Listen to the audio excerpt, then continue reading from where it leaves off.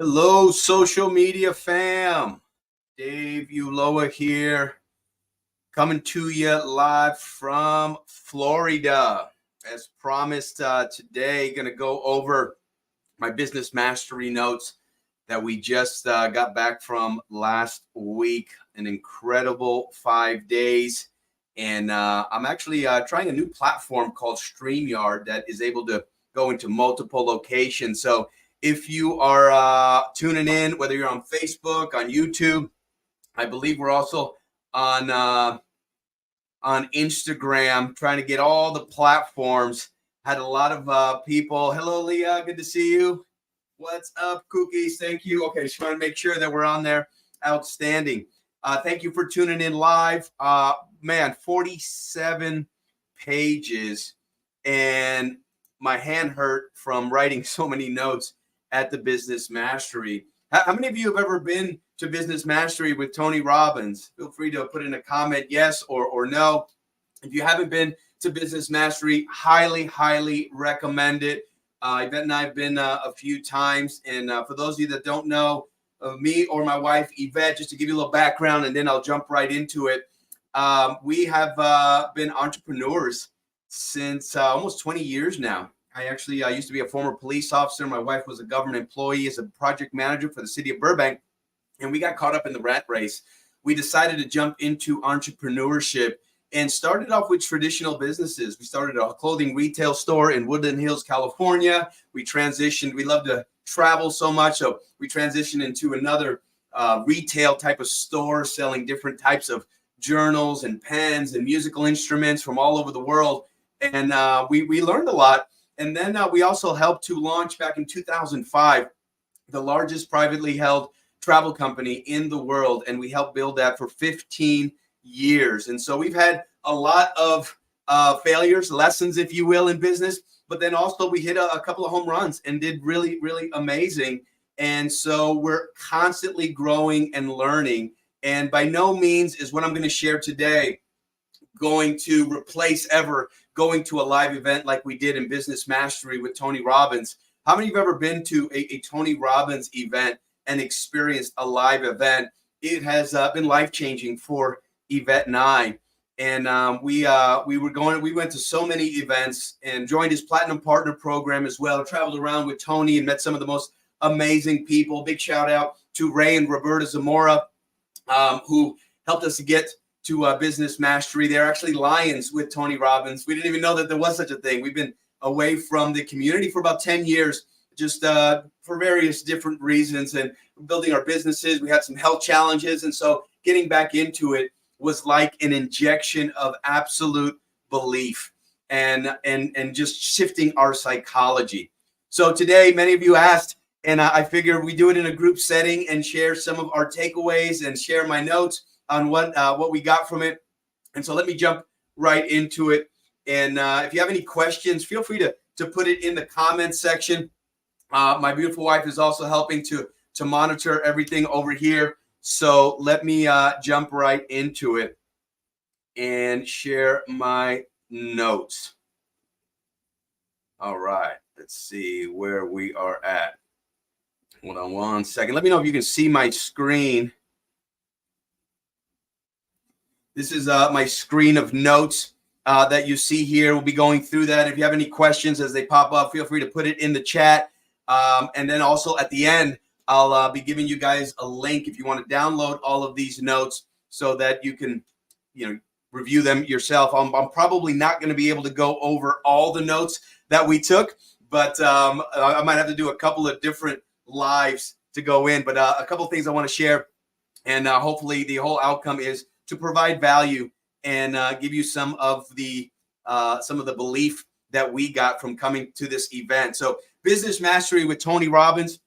He started off by talking about the seasons in nature. They're all seasons. Businesses have seasons. Our life has seasons. Relationship has seasons. The seasons of spring, winter, fall, and summer.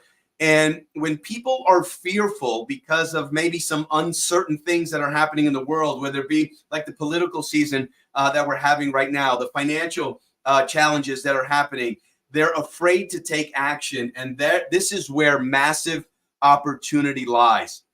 And I put some of the powerful quotes in bold and a little bit bigger. And he talked about you can do the right thing at the wrong time and will end up getting zero results. Very similar to 2008. Doing the right thing to build wealth is like purchasing real estate. But if you did that in 2008, when the real estate market crashed, a lot of people ended up going not just to zero, but below zero. So doing the right thing at the wrong time. So understanding what season that you're in, what season is your business in, what season is your life in, what season is your industry in.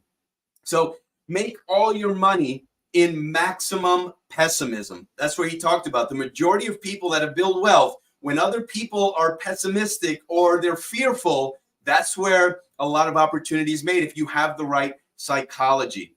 You talk about all business is patterns, behaviors, emotions equals patterns. And there are 3 skills that we must master. 3 skills that we must master, and everyone needs them. The first one he talked about was spaced pattern recognition equals the ability to translate information.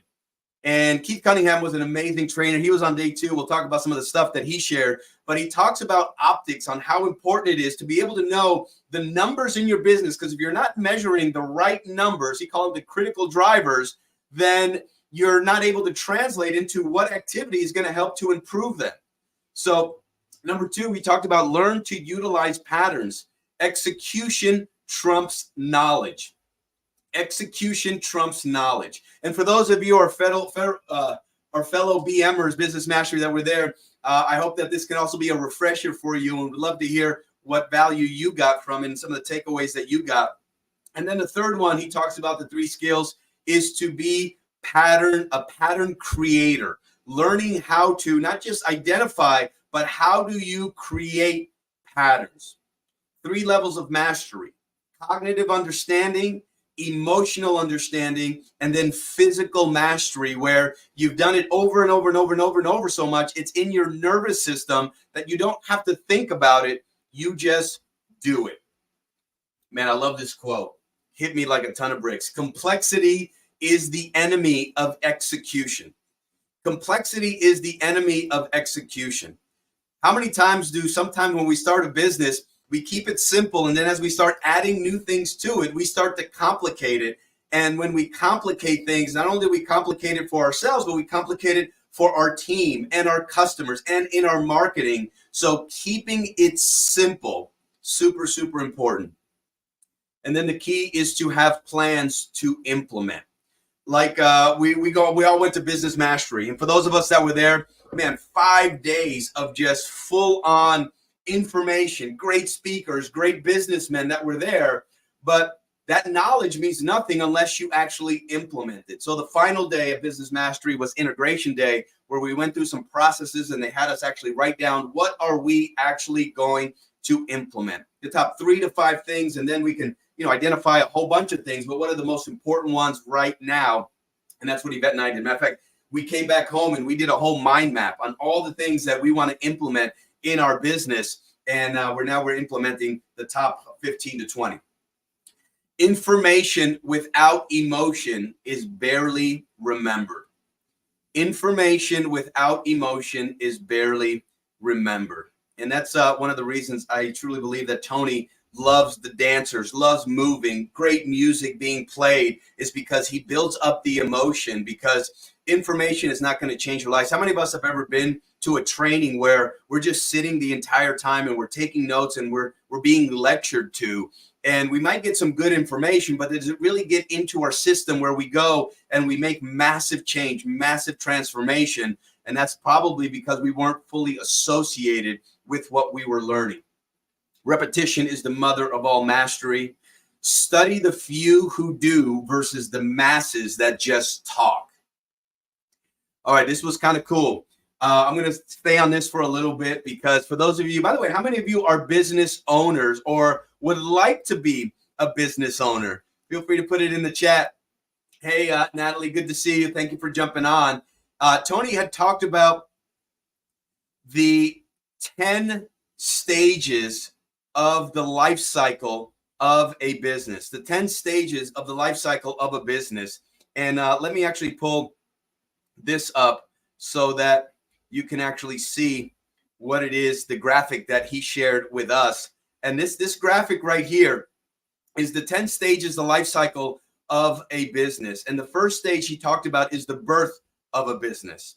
And the birth of a business, as you see there, the key points to a birth of a business is the moment that you decide to take a risk, because it does take a certain amount of risk to become an entrepreneur, to start your own business. And that's the difference between security and freedom.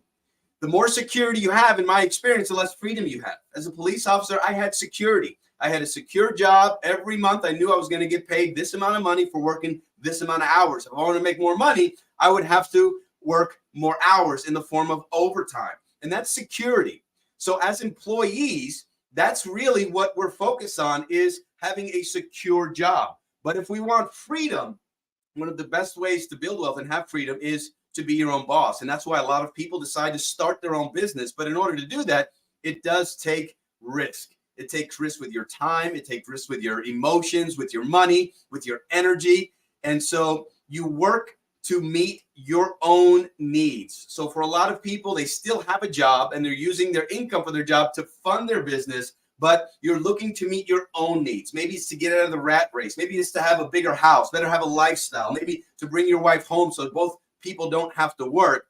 And in this stage, because you don't have any employees and you don't have a team yet, it's just you, Inc., you are managing yourself.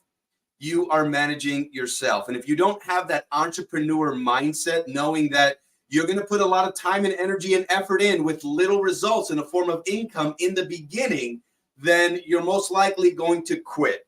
Because if you don't know how to manage yourself and you're not excited and passionate about doing the things in order to build your business, whether it be the research, the activity, the phone calls, the get maybe raising capital, whatever it is, the birth is the first part. The second part is infancy. When you move to infancy, this is still a race for survival. Maybe you hire somebody. Maybe you barter somebody to be, your social media person or your executive to help you with things. Maybe your personal assistant to help you with the mundane things, because you still need to be the leader of your business. But maybe you hire somebody or you barter with them. It's still you, Inc. You are the one running the business. The focus is all about production, and cash flow is a significant challenge. What about toddler?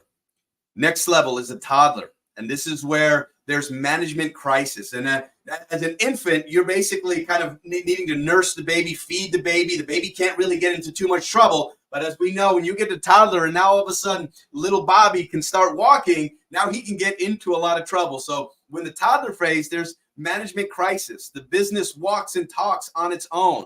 Have begun to build management team. Business still relies on you for all the core decisions, and everything is accelerated. Cash flow still is a concern. The next level is teenager. Teenager is a crisis is created by management now. Now they're a little bit older, and usually teenagers, what do they think? They think they know it all. They got all the answers. And so a lot of risks in business, a lot of times at this stage is taking place. You develop a professional team to manage your business. Cash flow no longer a challenge. Growth, focus, innovation, rampant. More means better. Go leaders don't attend meetings. You become more overconfident, and trouble is imminent. This is where a lot of times people start to maybe rebel, and they think that they know it all, or they're pushing, and not really continuing to focus on the foundation to make it a sustainable company. From teenager, you go to young adult. This is the beginning of anticipating the future. You make more committed choices, limit what you focus on. You start to focus on systems. You redefine what success long-term is, the rebirth of your identity of your company. You settle down and you start to get serious at the young adult. The zone of maximum maturity. This is the peak of businesses. And if you are in a business right now, I'd encourage you to identify where you are right now in the life cycle of your business, because a lot of times it's super important on the decisions that you make or where you spend your time in your business is depending on where the life cycle is. This is where you start to reap the rewards. You develop a system of managing business that allows you to consistently meet the needs of the community you serve and yourself in a sustainable way.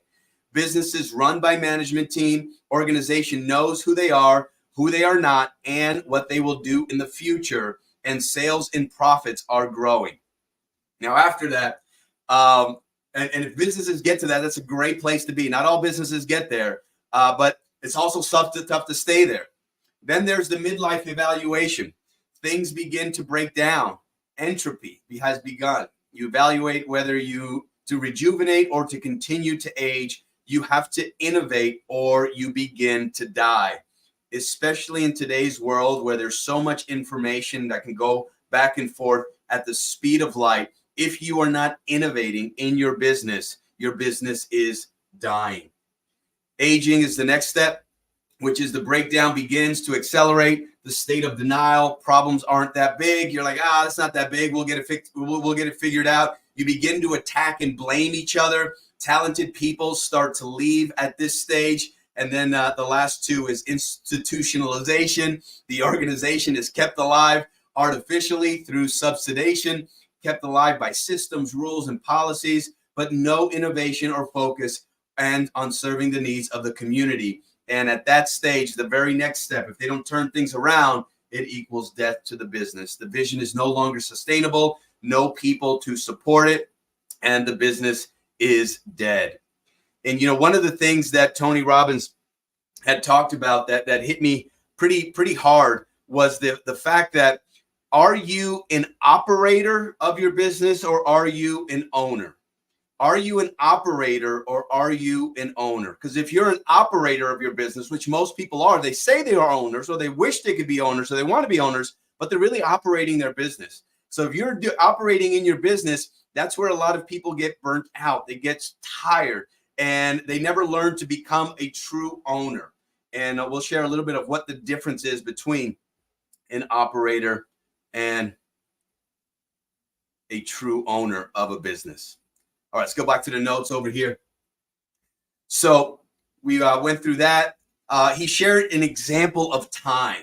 Man, another thing. We all have a finite amount of time left in our lives, in our businesses, and the things that we're going to experience. And he talked about 1 million seconds, if you were to count it up, is 7 days. 1 billion seconds is 32 years. 1 trillion seconds is 3,200 years. Think about that for a second. 3,200 years, 1 trillion. When we look at the money and the debt that our country is in, put that into context for a minute. Sometimes I think people say these numbers and we don't really associate what does it really mean. He also talked about crisis equals opportunity and crisis also equals transformation. Hey, what's up, Chris? Good to see you, buddy. Thank you for jumping on. My fellow Mahalo.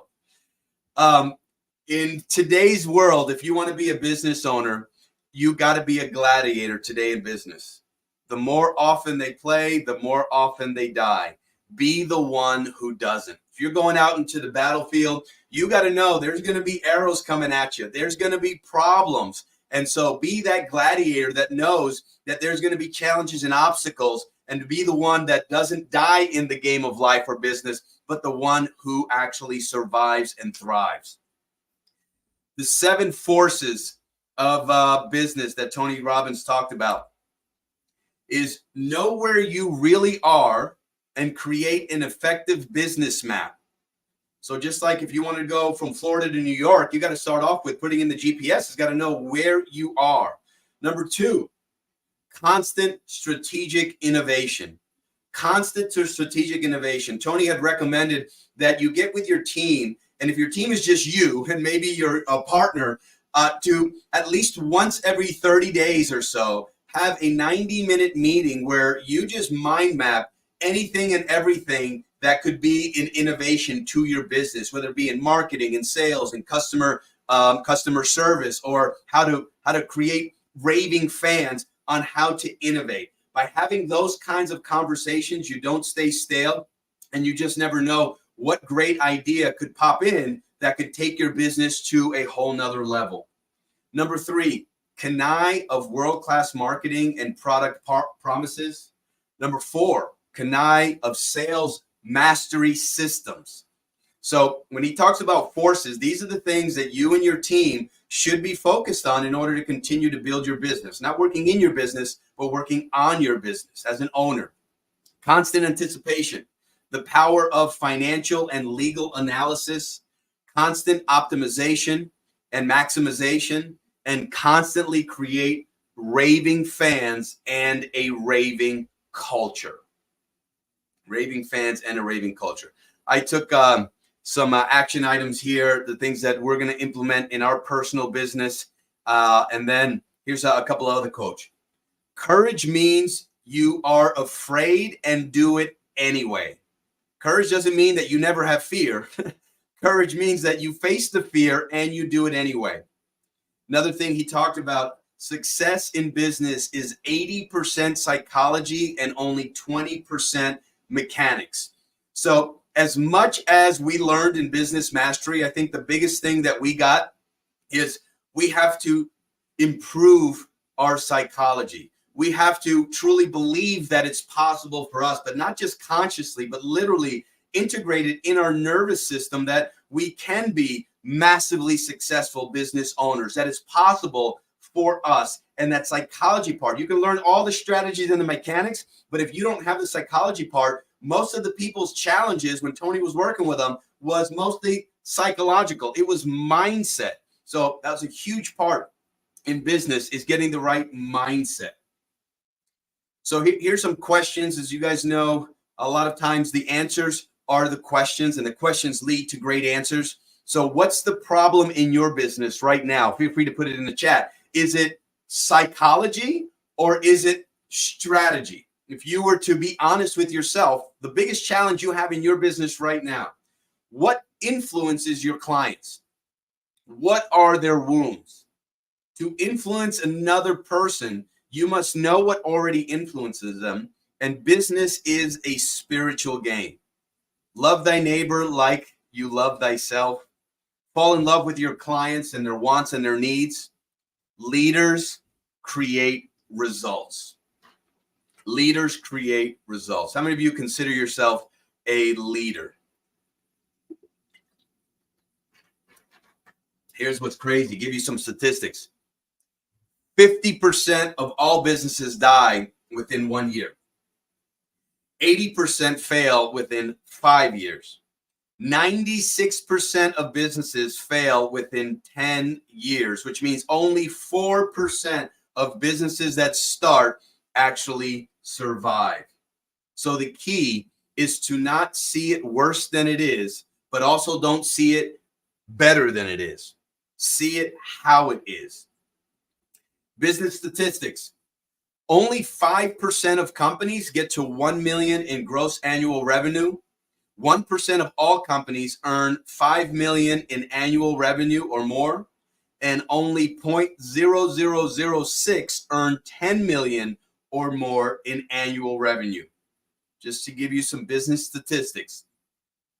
Innovation and marketing are two of the most important aspects of your business survival. Innovate, find a better way to meet your partner's needs. In the beginning of your relationship, you were the master marketer and innovator, or else you wouldn't started your business. And he related it to a relationship. You were a massive innovator and marketer in order to get your partner to choose you. But if you do it in the beginning, there'll never be an end. So make your partner your raving fan. What would you have to do to make your partner, and this is talking about relationship, to have your partner be your raving fan? You would constantly be innovating. You would constantly be marketing to them and thinking about that from your client perspective as well. Innovate better ways to meet their needs. Marketing is cheaper if you know what you're doing. Today, for a client to buy, they need 9 to 16 impressions to buy from you. He talked about cold calling. If that's what you do, it's about a 10% closing ratio. Referrals are about 60%.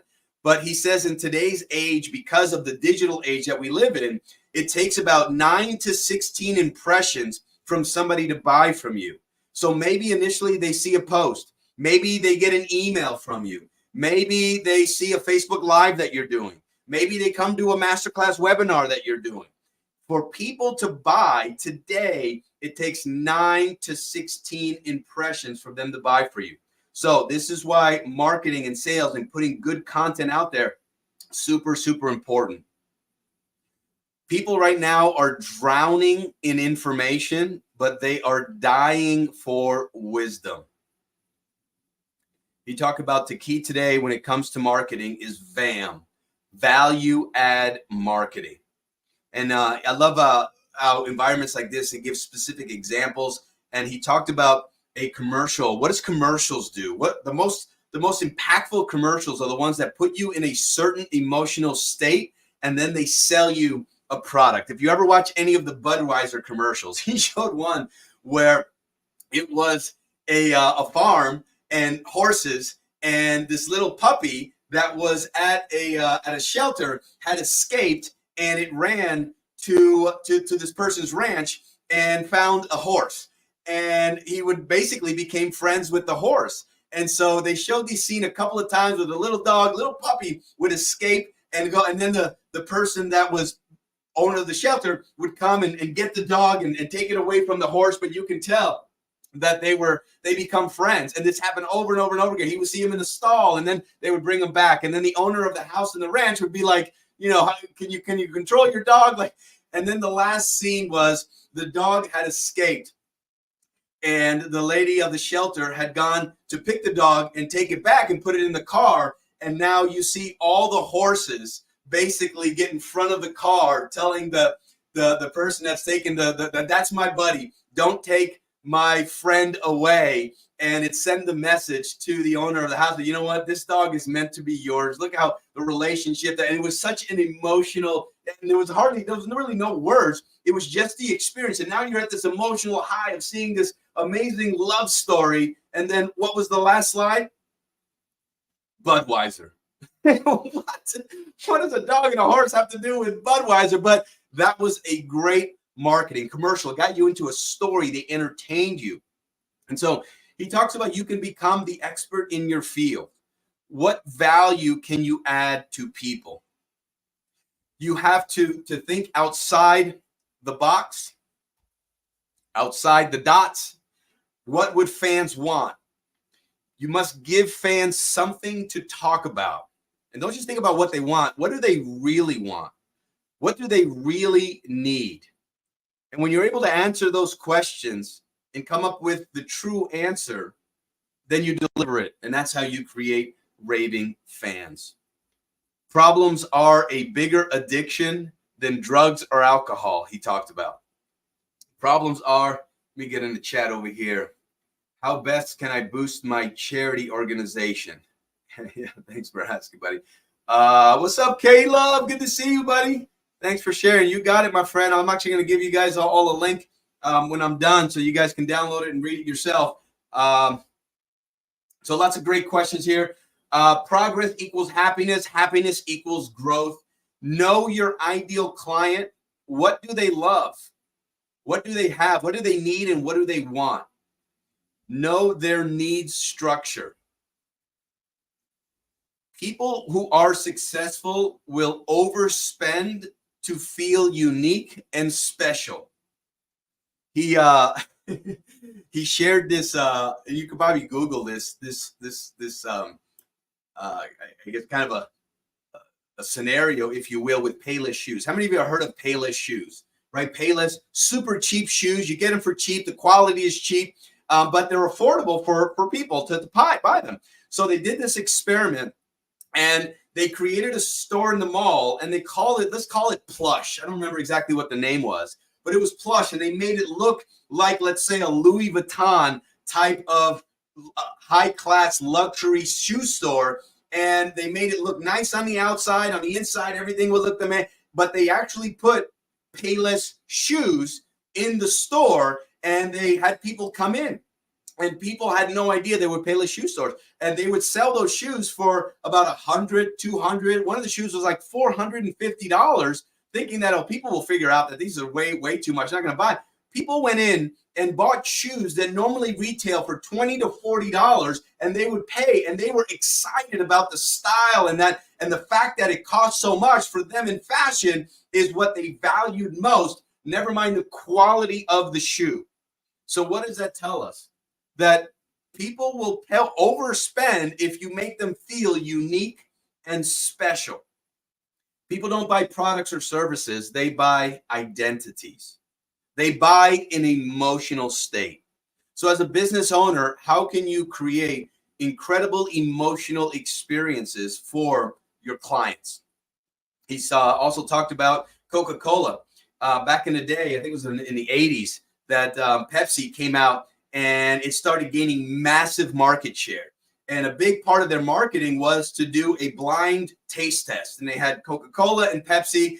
And I don't remember how many times it was, but 7 or 8 times out of 10, people would choose Pepsi as the one that tasted better. And they started gaining so much market share. Then Michael Jackson comes out with a commercial, the biggest star at the time, and Pepsi kept getting market share. And Coca-Cola decided, man, we're the big dog. We got to get our market share back. So they decided to rebrand Coca-Cola. And some of you may remember this, where they rebranded the can, they actually rebranded the ingredients, and they came out with new Coke because they wanted it to taste different, to taste better, to compete with Pepsi. Well, what happened when that happened? It actually backfired on Coca-Cola. They spent all this money on advertising and marketing, and they came out with new Coke, and the fans absolutely hated it.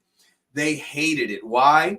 Because for the raving fan Coca-Cola drinkers, their identity was tied to Coca-Cola. They didn't want to change their identity to this new can, to this new taste, and so it backfired on them. And so always remember the 80-20 rule.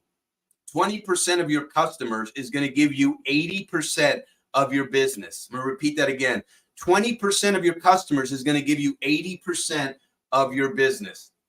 He talked about creating raving fans, and he shared how Steve Wynn, he's good friends with Steve Wynn, who owns Encore and Wynn Hotels, and they just opened up a big hotel in China, Wynn Hotel in China, and Tony was there for the grand opening.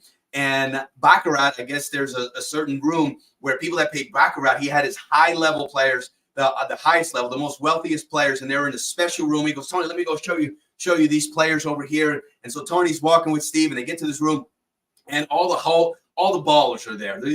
And Tony watches this guy who literally lost $10 million in less than 30 minutes, and $10 million in less than 30 minutes. And this guy looks up and he sees Steve Wynn and completely changed his state. And he was so excited to see Steve Wynn that he got up. Now, he lost $10 million in Steve Wynn's Baccarat hotel, but because of the experience that Steve Wynn creates, he actually got up. And Tony says he walks over to both of them and he says, hey, can I get a picture? And Tony's so funny. He's thinking, he wanted a picture with Tony Robbins. And he hands the camera to Tony Robbins. He says, no, can you take a picture with me and Steve? I thought that was hilarious. That was kind of a cool story. Let's see. He also did an exercise between men and women and asked women to share their purse. And obviously men and women carry different types of stuff in their purse. And he showed that there are different customers that have different needs. And if you know what it is that they need by getting in their minds and then their hearts, then deliver what it is that they need. Why do people buy cars? They're not buying cars. They're also buying an identity. It reinforces who they believe they are, which is why somebody will pay $300,000 for a Rolls Royce versus somebody else might be like, that's crazy. Why would I spend that money and buy something that's more practical and maybe buy a Honda for $30,000? And so we all find ways to meet our needs. Marketing comes down to marketing to their wants and their needs. Innovation and marketing. How to stand out must declare to play big. Must declare to play big. Any questions I see on here? Yep, Janice says face the fear and do it anyways. 100%. Yeah, you remember the Payless story. That was funny. Thank you, Leah. So true. Alexander McQueen. Shoes are so uncomfortable, but people pay $600. Yep. Absolutely. Thank you for sharing. Any other questions or on here? I'll just keep going. So many notes here. 47 pages, like I said, that we have that I took on here. Let me get back to the notes. Feel free to put any questions in the chat or feel free to comment. Love the interaction as well. All right. So questions to ask yourself. What do you need to remember? What decision do you need to make? And what actions do you need to take? He talked about money is a spiritual game. And there is a massive difference between being an operator and being a business owner. What are your unconscious beliefs around money? Be a creator of value if you want to be a massively successful business owner. And the creator of value is, yes, for your customers, but also for your team, for your employees, for your contractors, whoever you are building the business with, creating raving fans, not just with your customers, but also within the culture of your team. Now, this was pretty powerful, and he spent a lot of time on this. And he talks about there are 3 gifts as a business owner, and we are mainly one of them. And for those of you that are business owners and entrepreneurs, I want you to think about which one of these are you. The first one he talks about is the artist or the talent. The artist and the talent is somebody who has a certain gift or a certain thing that they want to bring out to the world, and they're in the game for the impact, not necessarily for the money. They obviously want to make money, but they're in it more for the impact than to make money. The artist is the one that is never going to want to sell. They're building something for their mission because it's a special gift that they have or a special product that they have that they're so passionate about that the artist doesn't want to sell. They're in it because of the love of their product or service. They want to serve their client. 70 to 80% of business owners, this is how they get started in business as the artist. And this is also one of the main reasons why people fail in business. One of the main reasons why people fail in business, because you can see both sides to it. But in business, we actually need all 3 of these in business, whether in the beginning it's you yourself doing all 3, or you leverage or you hire somebody. And in order to have a successful business, you need all 3 of these. But for most people that start a business, they start out as the artist or the talent. As an example, Yvette and I, our company is called Warriors and Queens. We help couples to deepen their soul connection and bring intimacy back into their relationships, to have unshakable relationships. And so we are artists. We are talents. We're doing it for the mission because we love helping couples heal and helping couples to light up and bring back that, reawaken that love and that deep soul connection in their relationship. So curious, what are you? Are you an artist? The second one is the manager leader. A manager leader loves systems. This is to get the numbers. They look at how do we get the numbers bigger and better. They're all about processes. They rarely sell, but they're great at managing and leading a team, making sure that the team knows what needs to be done, and then managing and directing them and leading them in order to help the business grow. That's number 2. But these are not salespeople. The third one is entrepreneur. And the entrepreneur is the risk taker. They have unique skills.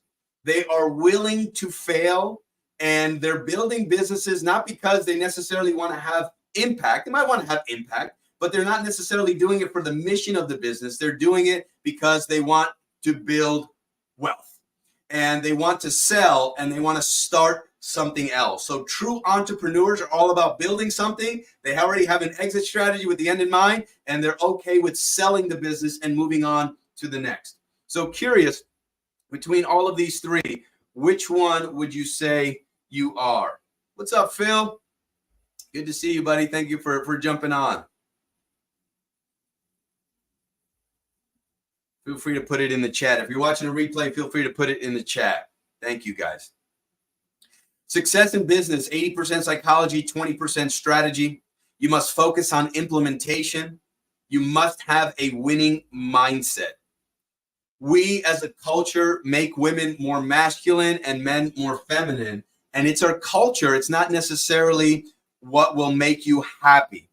Under stress, he talked about our pressure. We go back to our nature. Your clients, you got to always remember this. Your clients are buying a feeling. He talked about you're in 2 businesses. Number one, the business that you are in and the business that you are becoming. Industries and times are changing, especially with AI now completely. And they did talk a lot about it on day 4 and day 5, but things are changing. So what business are you in and what business are you becoming? Engagement equals profitability. Warren Buffett said the investment you must make is in you. Be relentless and persistent. That's why I so have a tremendous amount of respect for everybody that was at Business Mastery. By the way, these notes that you're getting here, that event cost $11,000 per person. For 5 days with Tony Robbins and getting to hear from his experts, $11,000. I mean, that's an investment. And so when Warren Buffett says investing in yourself, and I'm just telling you, it was worth every single penny. 2 questions in your business. What business are you in? And how's business? You might want to write that down. What business are you in? This is great for entrepreneurs and business. What business are you in? And how's business? Here's my answers. We're in the relationship coaching business. It's going good, not great. We have to raise our mental and emotional and our business lid, ready to make a run and being the fire for several years. We want to get our psychology. Yvette and I, my wife and I, we went through some, like many people, we went through some major challenges, especially COVID, that took our 15-year business down. We had made over 8 figures in that business. It was in the travel space, took it out. So emotionally, that was very, very, very charging. And on top of that, at the same time, we had some major health challenges where we ended up in the hospital, and we used a big part of our wealth to get our health back. And so between those 2 things over the last few years, it's been very, very difficult. And we realized, being in that environment, that we had dropped back to certain, I would say, dropped a few levels from where we were. And a big part of it was our psychology. We had to start shifting our psychology, and being around other amazing people also helped to lift the lid.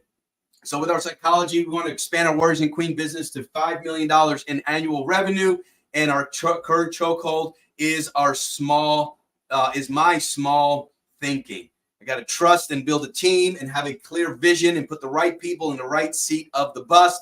And the change must be consistent, must eliminate all disempowering beliefs and habits, and must be a part of a group that raises our standards, which is any of you that live in the Florida area.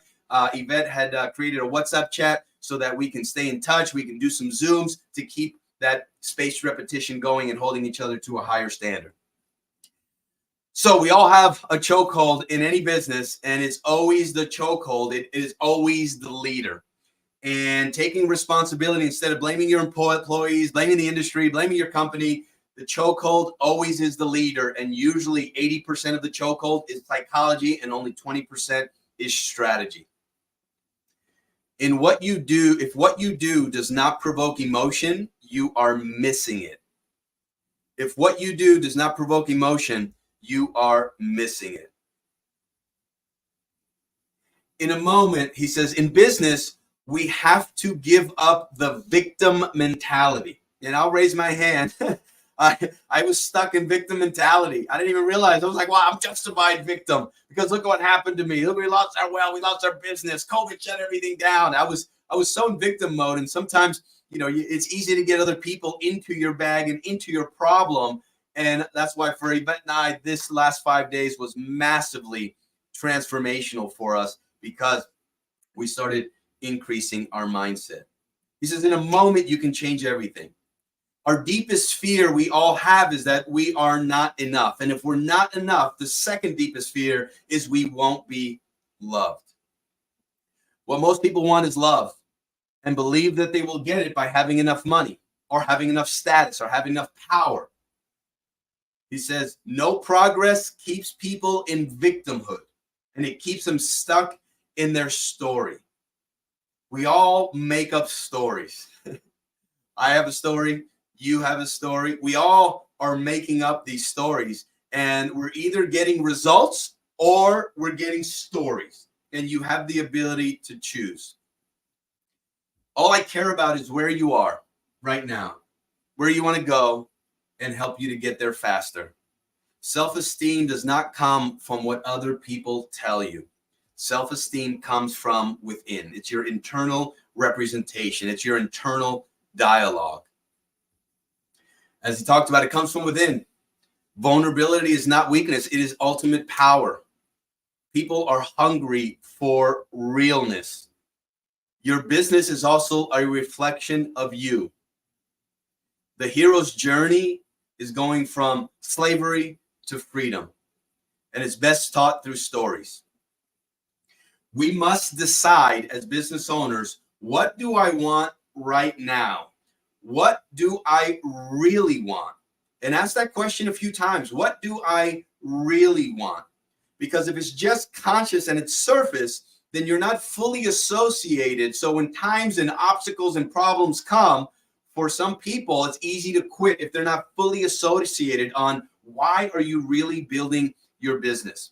The fuel is human emotion. So he talks about every day we wake up with 100 units of energy. And as things go by, people maybe shoot us down. We got a dream stealer. We got a customer that's complaining, a customer that quits their monthly membership, whatever it is, that as we go through, that 100 units of energy starts to dwindle as we go down. Many go into learned helplessness. They tried and they failed. They tried and they failed.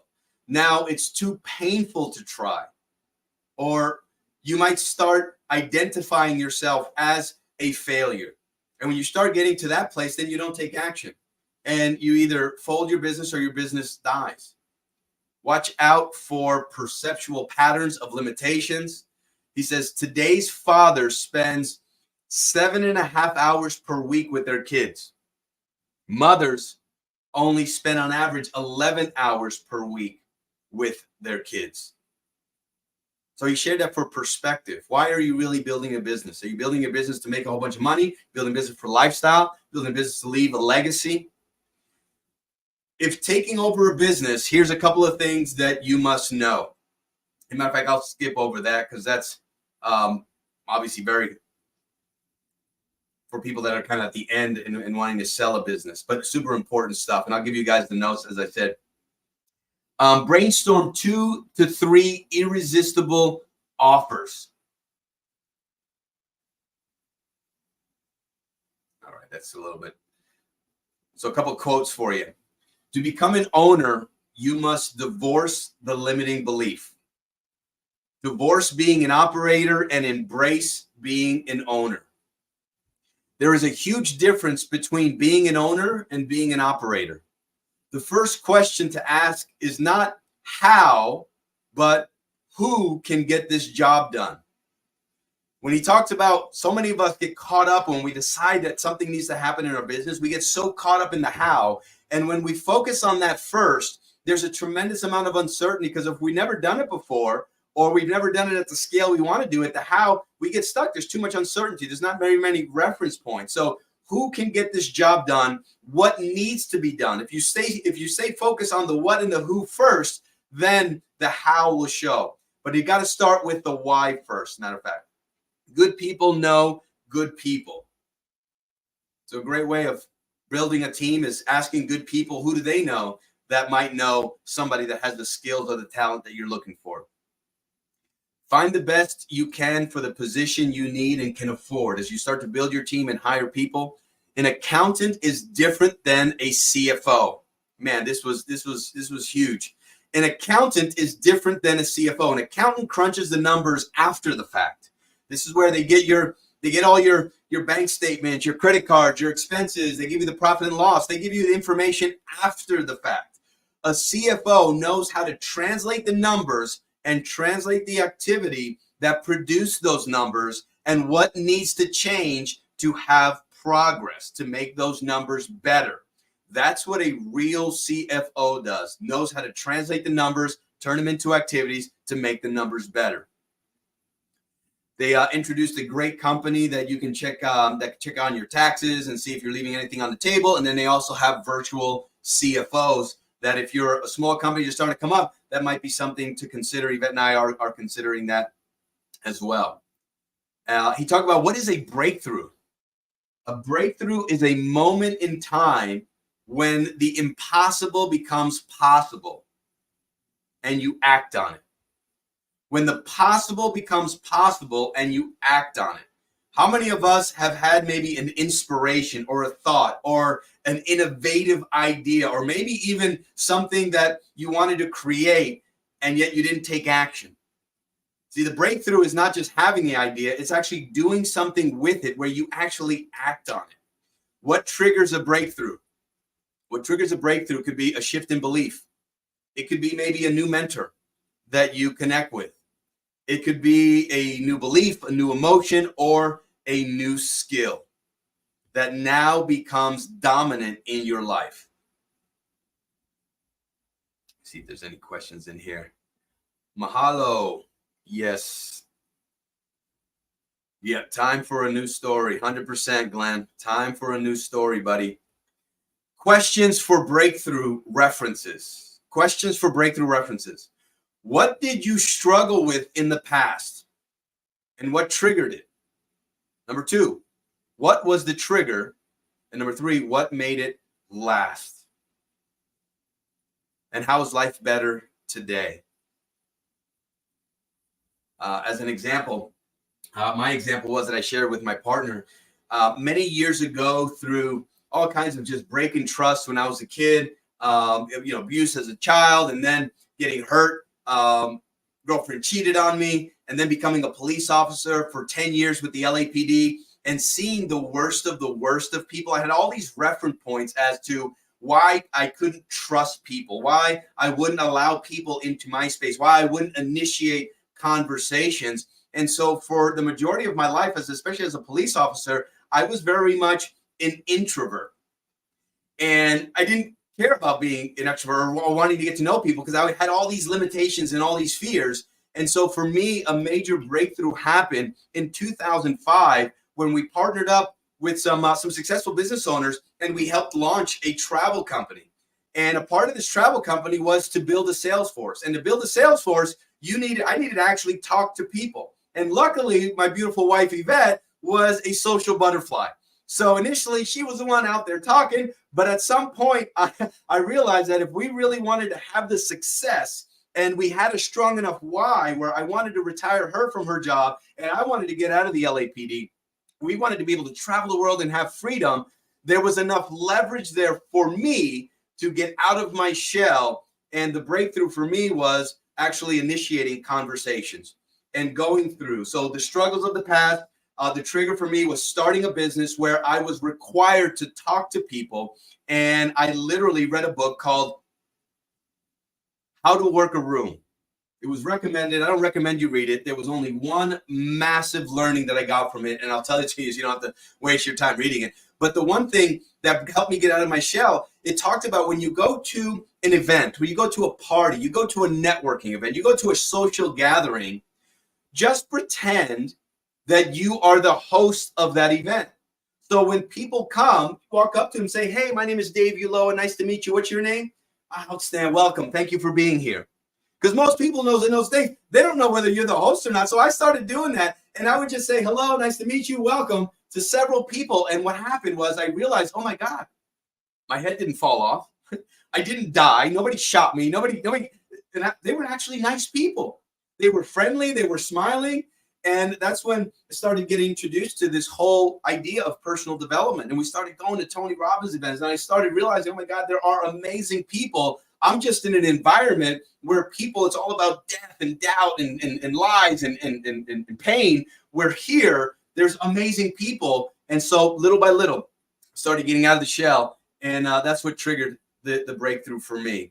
And so what makes it last is the emotions for me of helping other people to go after their goals and dreams, relationship breakthrough, for helping people that maybe are on the brink of divorce to forgive and to reconnect. And when people refuse to change or have a breakthrough, their reason why is because there's just not enough pain.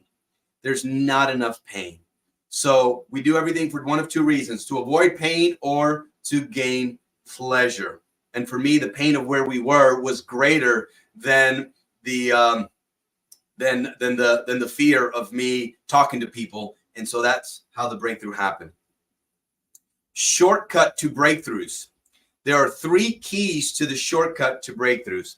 Hey, Deanna, good to see you. Appreciate you jumping in.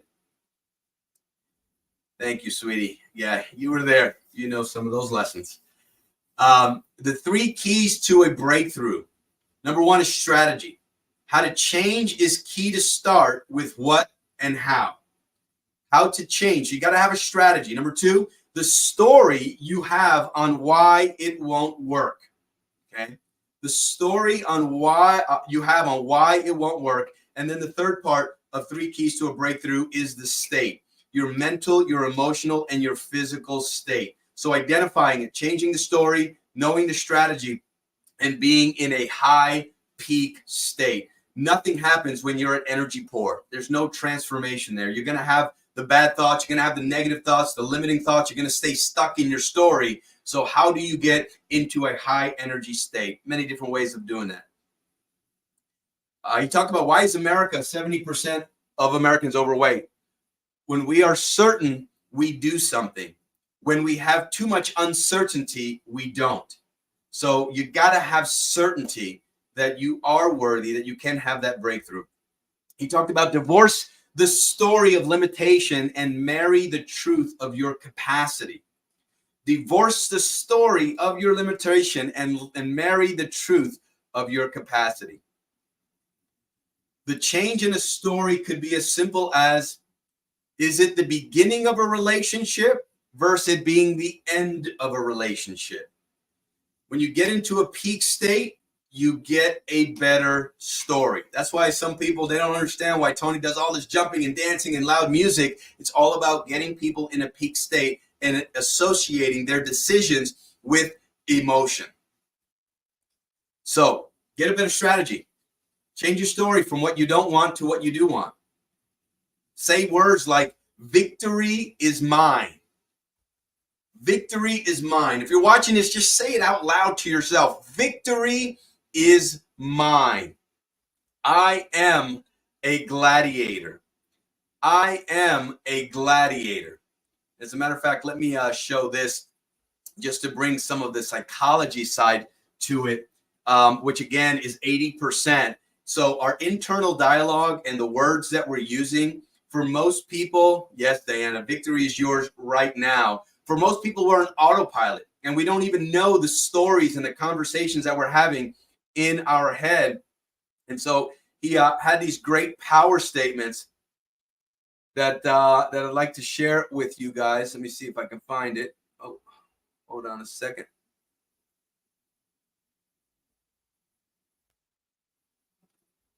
All right, pulling it up here right now. There it is. Okay, here we go. So these are some power statements. If you want to take a screenshot of it, super, super powerful. I am a gladiator. Winter is my season. And if you want to say it out loud, because you say it in your head is good, but you say it out loud, you declare it and it adds some emotion to it. This is my time. I will not be denied. Give me your fears, give me your limits, and I'll give you results. I add massive value, always find a way to victory. And make the sound of victory. What does victory sound like for you? Yes. And when you say it with so much conviction and so much belief, what starts happening in your nervous system, it starts to increase your psychology in the belief that you have in you. And if you have more belief and more certainty that you are worthy, that you are the right person, that you can have victory, are you more likely to have better thoughts, better emotions, which will produce better actions, which will give you better results? So those are some great power statements. I'm sure there's plenty others that you guys can think about, but that was just another value add that we had there. All right, let's get back to the notes over here. Any questions? Let me see if there's any questions here. I see you, Deanna. Thank you for commenting on here. Greatly appreciate you. So good to see you on. And let me see if I can find. There it is. Okay. So we talked about goals. We put our goals down. So gladiator. What does a gladiator do? A gladiator adds value. More fun, more money, more change, and consistently challenges his or her team to be better. Okay, so that's what a gladiator does. Consistently challenges your team to be better. Oftentimes, the greatest breakthroughs are counterintuitive. And he gave a couple of examples of like 1999 and Y2K, where everybody was fearful that everything was going to shut down and there was going to be no technology. And so what happened? A lot of boom busts in the dot-com era, but from that also came new innovations. He talked about Microsoft and Wikipedia. He talked about Vimeo and YouTube. They started right around the same time. And he said, how did YouTube explode to 1.65 billion valuation in 2005, where they're pretty much the same type of thing? And he says one of the main reasons was because YouTube, from its inception, had a philosophy of teaching their customers to share their content 9 times more than Vimeo did. So when YouTube did an episode and Vimeo didn't, well, YouTube exploded and Vimeo didn't, is because YouTube had that system to have people that had their content to share it 9 times more than Vimeo did, which obviously got more users, it got more content, more videos on there, and YouTube is now a juggernaut. All right, we did a focus exercise. And asking these questions will help you just to think a little bit differently. In your business, what have you not noticed? What are you not noticing in your clients? What are you not noticing? He showed a couple of different tricks. One was the color card trick, where the color cards and a whole bunch of stuff changed, but you were so focused on the cards that you didn't see all this other stuff that changed. He had a basketball one as well. What are you missing that your customers or clients need? What could we notice more of? Can we notice what are the biggest challenges? What are their biggest challenges? What are the biggest frustrations, their pain points, their subtleties that are maybe hidden beneath the surface? How do they learn and how do they engage? We're talking about your clients. What are you doing to anticipate their needs, wants, and desires?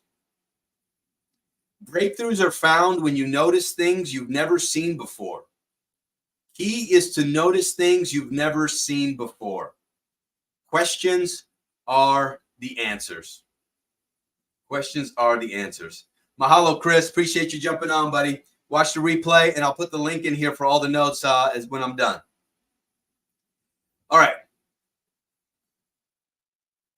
In order to be a thriving, successful business, and usually in the beginning, if you're a solopreneur, you're the salesperson, but you must have great salespeople. Great salespeople are not trained, they are found. The signs of a great salesperson. They must have thick skin. In other words, they got to have that rhino thick skin, but they also have to care. The ability to care and connect and deal with rejection. Those are the 2 things that we see in great salespeople. He shared an ad where he wrote, and he was looking for salespeople to hire salespeople, but he understood this, and he needed somebody that had that thick skin, but also cared. And so in the ad, he put, don't apply if you are not a world-class salesperson. And the people that receive the inbound call, so that eliminates anybody who might be a looky-loo. He didn't want to have to waste his time interviewing a whole bunch of people that wouldn't qualify. So if you read that ad in your mind, the only people in your call is that they really think and believe that they are amazing salespeople. And you would think, well, don't you want to interview as many people? No, he wanted to get the right people on the team. And so he also trained the people that were receiving the calls to set up the interviews, that when they would call, that they would basically be rude to the person and be really tell me why you think you're a great salesperson.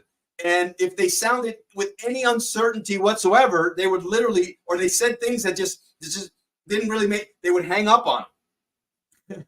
And they would hang up on them to see if they would be somebody that would be relentless to call back. Many of them never call back. Like, they hung up. I guess it's not for me. But the ones that would call back, now you start to see that maybe they have some rhino thick skin. And he said he taught them to grill them, to not to be rude, but just to be direct and to hang up on them several times. And he says The ones that called back and didn't let go at least 10 times is the one that went through the interview process and he knew that he had the right person.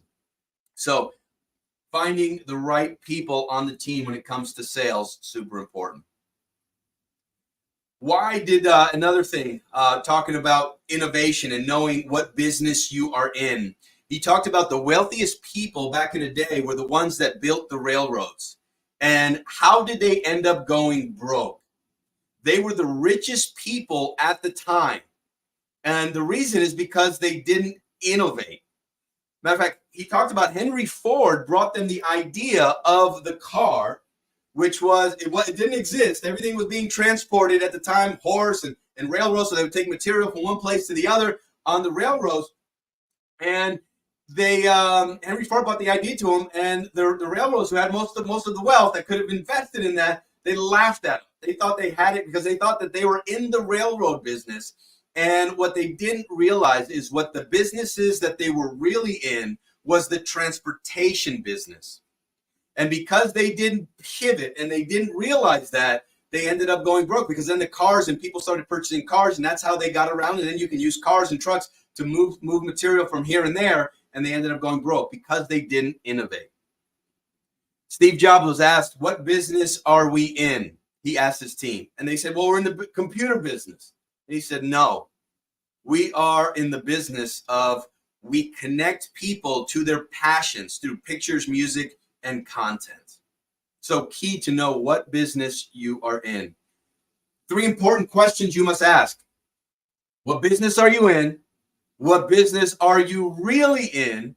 And what business do you need to be in? See, the railroad guys, they needed to be in the transportation business. They needed to be in the car manufacturing business, and they could have had a lock on it, but because they missed it, they didn't realize what business they were really in, ended up going broke. Must ask the above questions. Must ask the above questions. 4 criteria. This is questions that you want to ask yourself and in your team. It starts to get you out of your box and expand your market. Oh, so look, these questions, when you ask these questions, here's what it does. It gets you out of your box and it expands your market. The language you use puts you in a different state. And the language that you use when you answer those 3 questions that we just talked about makes it and compels the right people's interest. And most businesses decline here because they don't really know what business they are in or what business they should be in. So as an example, this is where Yvette and I started digging in, because obviously it's not just about learning, but it's also about applying, is what business are you in? When initially I was asked that, I wrote down, we are in the relationship coaching business. Well, what business are you really in, Dave? Well, we're in the business of helping couples save their marriage. And as you ask these questions, and I encourage you guys to write these questions down, is again, when you answer these questions, if it doesn't inspire you on what it is that you're doing, then you haven't really connected and associated on why you are doing what you're doing and building your business. But also when you share it with somebody else, if you're sharing it with your ideal client and it doesn't resonate with them, then you haven't really identified what business you are really in and how to communicate that with other people. So we help couples save their marriage, and that sounded good, but it still wasn't something for our ideal client to say, well, tell me more about that. And it didn't really inspire me. So what business do you need to be in? And we dug a little deeper and said, you know what? We help couples reawaken their deep soul connection and intimacy. And so that excites me when I think about helping couples to do that. And somebody that might be in a situation where they've been in a relationship and they no longer have connection, they're not connected to their soulmate anymore, then that would be something. Well, tell me more about that. How do you do that? Here was another one that I wrote down that is a little bit more direct and a little bit more edgy, but it is a pattern interrupt that we know Tony talks about. And somebody asked me, what business are you in? What do you do? I help high-achieving men get their balls back in their relationship so that they can reclaim respect and appreciation they deserve and be the true king to their queen.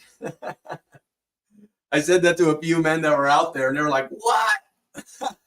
Here's my credit card. I need that. It was pretty cool. All right, key questions to ask. Why did you get into your business originally?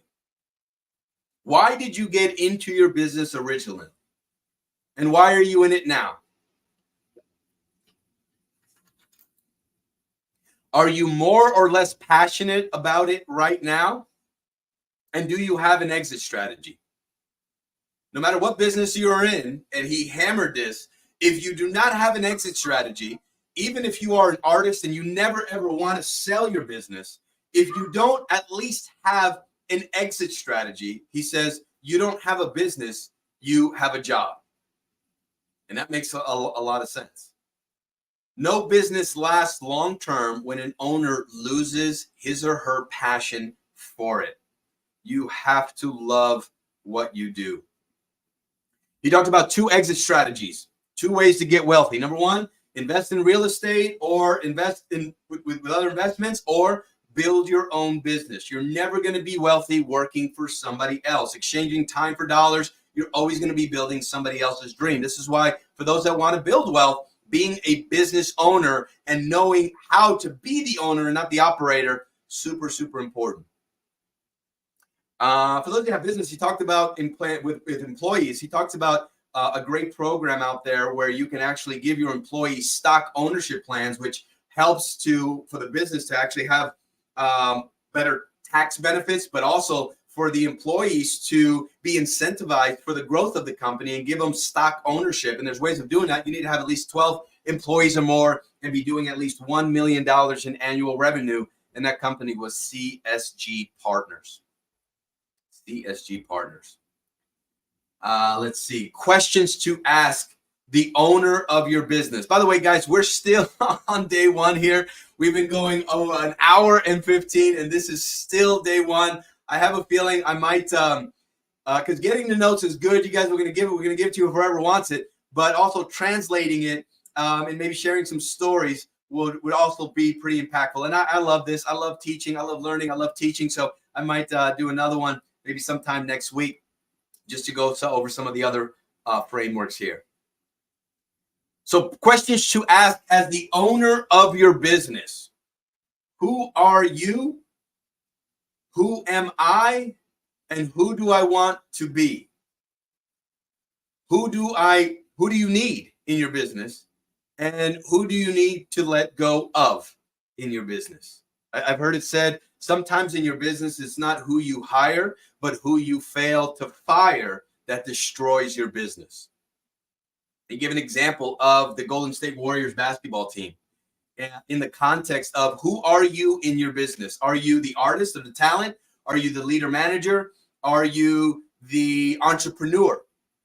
Because once you identify that, then asking these other questions of who do you need and who do you need to let go of, super easy to do. And he gave an example of the Golden State Warriors. The artist and the talent of the Golden State Warriors and how it relates to the kind of income that could be earned. The artist and the talent, Steve Curry earns $58.7 million per year. Okay, he's the talent. He's one of the best shooters, probably the best shooter that ever lived. Won championship. He's an artist. He's a player. He's on the court. $58.7 million. So the artist and talent usually makes more than the leader manager. The leader manager for the Golden State Warriors is Steve Kerr. Great basketball coach, one of the best, most winningest coach in all of the NBA, professional basketball. He earns $17.8 million per year. But then he talked about the entrepreneur and the owner of the Golden State Warriors. And there's a bunch of them. One of the majority owners is Peter Guber. He's the majority owner. He bought them for $450 million 14 years ago, and now it's worth $8.2 billion, which means a lot of that net worth is him, but he is the entrepreneur. He's the owner.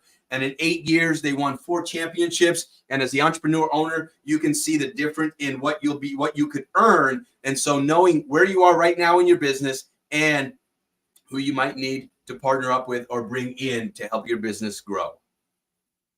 So you must know if you are the artist, if you're the leader, or if you're the entrepreneur. What destroys business is the problems that you don't solve or that you blame others for. Most ignore the problems or try to have someone else solve it. Leaders solve problems. The solution doesn't have any value unless you use it. So we must make the change. The change creates new problems. Change creates new problems. The key is to get higher quality problems. We must focus on solving the problems that matter first.